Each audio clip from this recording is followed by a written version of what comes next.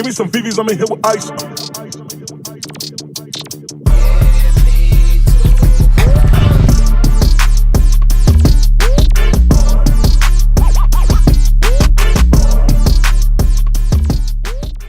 My name is Paulina Lopez. I live in Long Beach, California, and I'm the marketing director at Footlocker Inc. I was born and raised in Mexico City, so when I moved to the States, I was in high school and I didn't really get the hype around sneakers or what was going on in, streetwear culture or the sneakerhead culture period. So I grew up went to high school in the San Bernardino area. So I used to go to the Waterman swap meet all the time.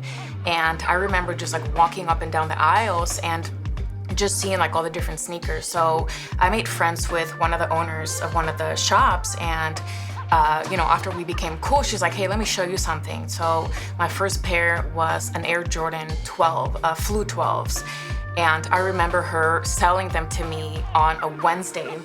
And this is when we still had like Friday releases. So, people were like skipping school and it was a big deal. So I remember going to school a day before the shoes dropped and like everybody lost their minds. So then is when I started to really understand the hype and what, sneaker culture was all about. So the first pair of shoes that I bought with my own money was anything after that pair of Jordan Flu 12s, because basically my mom said, I'll buy you the first pair, but after this you're kind of on your own. So for that reason, I actually started working. And I can't recall exactly what pair came after that, because after that first pair, it's just been nonstop since. So I'm sure it was some sort of probably Jordan 11, something on eBay for the most part, but I can't recall exactly what it was, but it's gotta be something that I'll probably still have in the closet.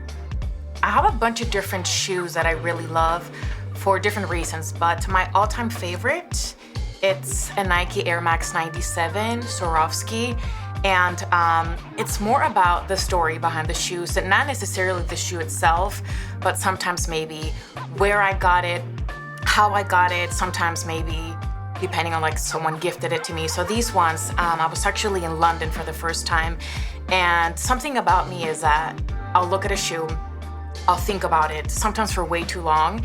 And with this pair, I had sat on them for a long time, and when I really wanted to go and buy them, obviously they were sold out. So I'm walking around in London, and I run into a Nike Air Max the Lab, and they were just sitting there, and these were the very last pair. So even then, I still hesitated on buying them just because I didn't want to carry them around all day. So walked around, had a drink, came back, and they were still there. So it just felt like, it was meant to be. So these are really special. I wear them all the time. And this colorway is actually my only pair, but in the gold colorway, which is also one of my favorites, I have two of those. There's a third pair that dropped about a year and a half, the Polar Ice colorway, but I wasn't able to get a hold of that pair. Retail is about $4.90 on these, so it's definitely a shoe that I'm gonna think about twice or three times before I cop again. So yeah, these are some of my favorites. My most exclusive pair, I would say, is anything Travis Scott at this point. I've been collecting for a really long time, and it's been, maybe 10 years when like sneaker culture changed in terms of like exclusivity, right? So like when I was getting shoes, it was more about camping out. Now it's really about either just hitting on sneakers or like knowing people or just being in the right room at the right time. So I would say anything Travis Scott, that's just really difficult to acquire right now, I would say are some of my like most exclusive pairs. My cleaning process of my sneakers, I always use Jason Mark products. I've been buying, Jason Mark for years, and now they're good friends of mine. I love the brand. I was actually just with them yesterday. And as far as cleaning, I try to do it, as soon as I get home or the next day. Some of the pairs that I even brought with me today that are my favorites, that was kind of like the one mistake that I made when I was younger, not cleaning them when I should have, because sometimes the stains just don't come off, even when you take them to a professional service. So try to just, get home, clean them. Sometimes, there's stuff on the bottom that just can't come off. I'll realize that some stains, depending on the fabric, also just won't come off if you don't, wipe them right away. So, as soon as I get home is probably the best thing that you can do.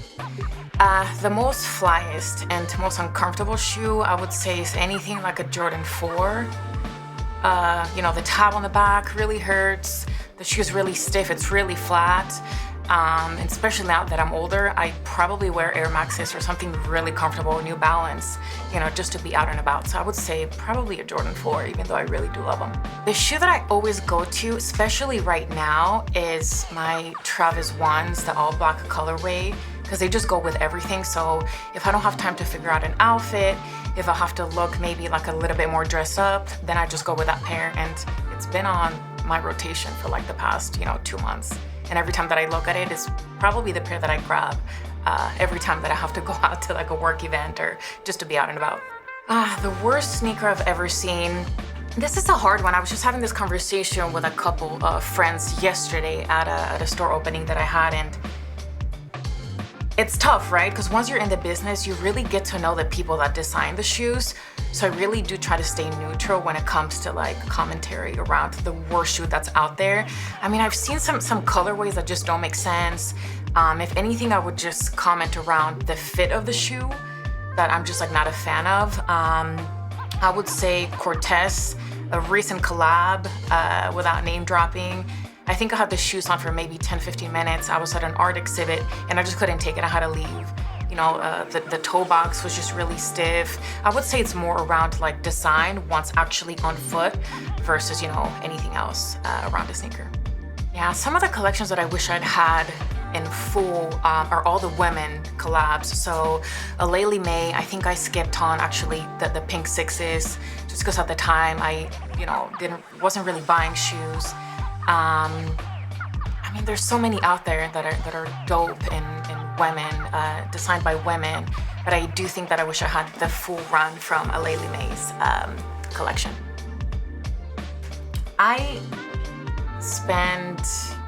It's different now, right? Like I'm in the business myself, so when I think about how much money I spend a year on sneakers, I almost don't want to say it out loud. It could be kind of embarrassing.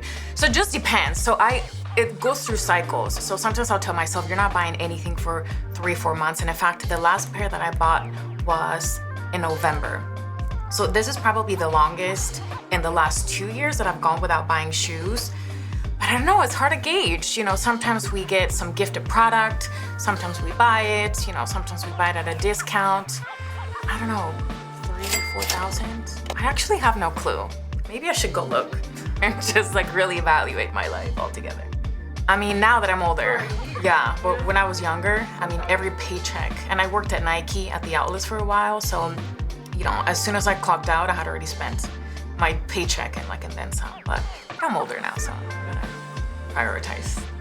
Do I consider myself a sneakerhead? Yes and no. I definitely have a love for the game and love for the culture and, the shoes themselves. I've been able to build a career out of it, so that's why I love, sneakers so much. Sneakerhead, I think, is a term that can be sometimes negative. Like our culture could be just not really welcoming to everyone and sometimes not all-inclusive. So I'm kind of like in between. Like if you ask people around me, I'm sure they'll tell you I'm a sneakerhead just because I have hella shoes and, I work in the sneaker industry, but, why not? My name is Paulina and this is Certified Souls.